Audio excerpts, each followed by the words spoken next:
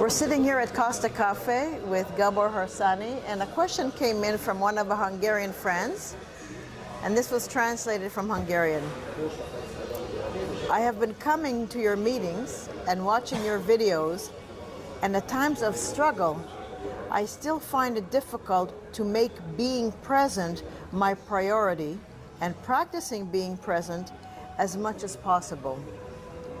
When my problems are screaming at me and taking all my attention, it is hard to convince myself to relax into the simplicity that you talk about, and the subtle sense of being seems impractical to me. For example, I don't know how I'm going to pay my bills this month, and that's all I can focus on right now.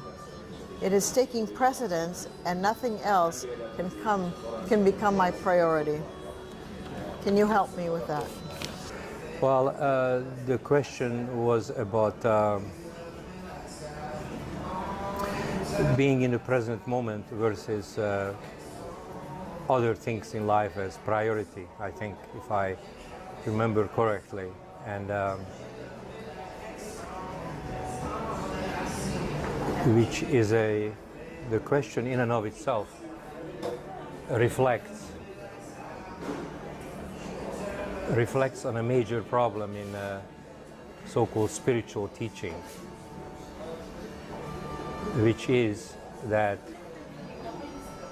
the inner silence, or being present, is looked at as a content, meaning that okay, I'm going to study inner silence, and I'm going to do some meditation, then I'm going to do some therapy, then I'm going to do some past lives, and then I'm going to do crystals, and then I'm going to take my kid to school, and I'm going to make some vegetarian food, and I'm going to drive my car.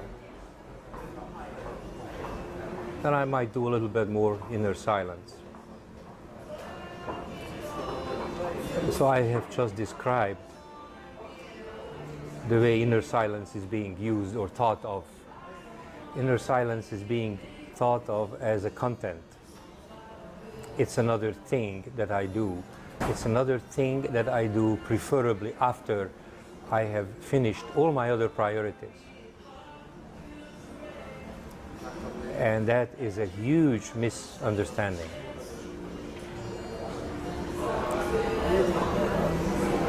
Inner silence is a context. What is the difference between context and content? The easiest way I remember is that if you have a bowl of cherries, the cherries are the content and the bowl is the context. Inner silence is not something that you do, it's not something that you accomplish. Inner silence helps you become the real you, the real powerful you, the you that is holding God's hand.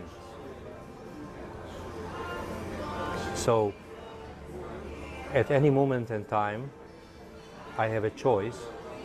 When let's say I want to do a task, I want to drive my car. Do I want to drive my car as a limited being, or do I want to drive my car as a being holding God's hand? My superior self, my higher self. None of the words are good or adequate.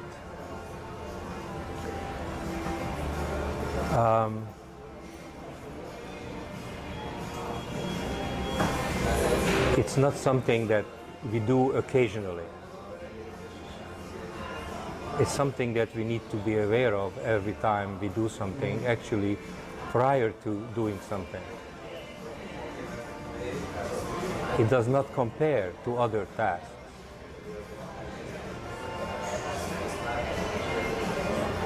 Let's say I want to make a phone call. I can just lift up the phone and talk unconsciously, not coming from the present moment, and my mind can go on and on and on and on and on. Or alternatively, I can be aware of who I am, being aware of who I am, and coming from that context, the telephone call will be 100 times more effective, 100 times more loving, 100 times more convincing in every aspect of life. So when someone is asking a question as to what is the priority and considers being present, being in your body as something that I do, the question already is showing the basic problem. It's not a content, it's a context. Having the right context, we will totally amplify your ability, increase your ability to be super powerful in your everyday life.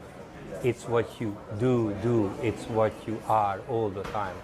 So don't use it as a priority, be who you are, and then address the rest of the stuff in life. Thank you.